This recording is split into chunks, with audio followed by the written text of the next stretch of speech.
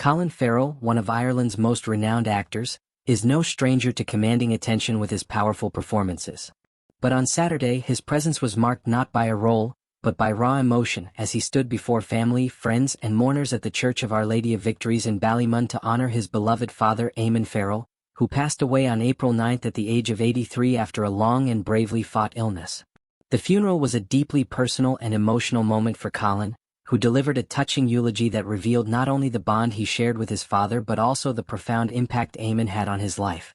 As he spoke, it was clear that this was not just a goodbye, it was a tribute to a man who had shaped his world. Colin began his eulogy by painting a quiet, intimate scene. It was 3 a.m., just 2 days after his father's death, and he was sitting on his bed, frozen with grief, trying to find the right words. "It seems impossible to try and encapsulate all that you meant to me in 48 years of being father and son," he said, capturing the magnitude of loss that words often fail to express. "I suppose I should start with a simple truth. I'm so glad you were my dad."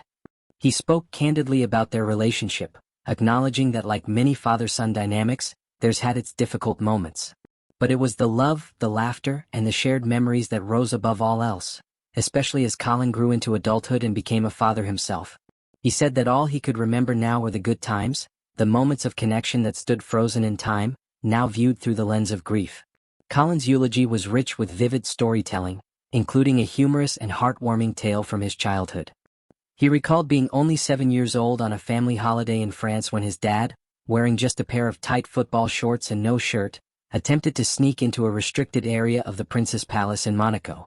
Despite knowing it was a terrible idea, young Colin followed him without hesitation. "Because I was mad about you, you see." The story ended with them being chased by security guards, making a daring escape through palace corridors.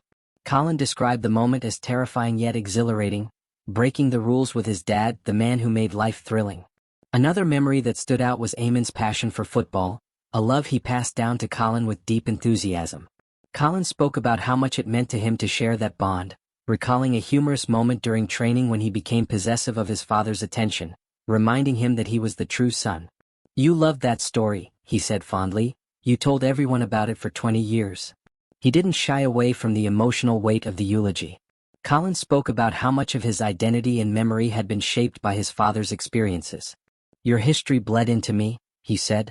He reflected on the many lives Eamon had touched, not only as a father and grandfather but also through his work as a businessman and a man of the people.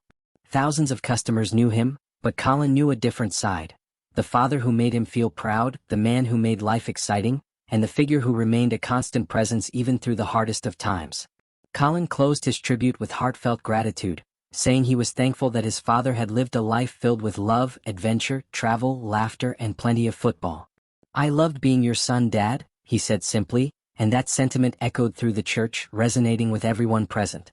Though Colin Farrell is often seen playing powerful roles on screen, none could compare to the role he played that day, as a devoted son, honoring the life of the man who helped shape him into who he is.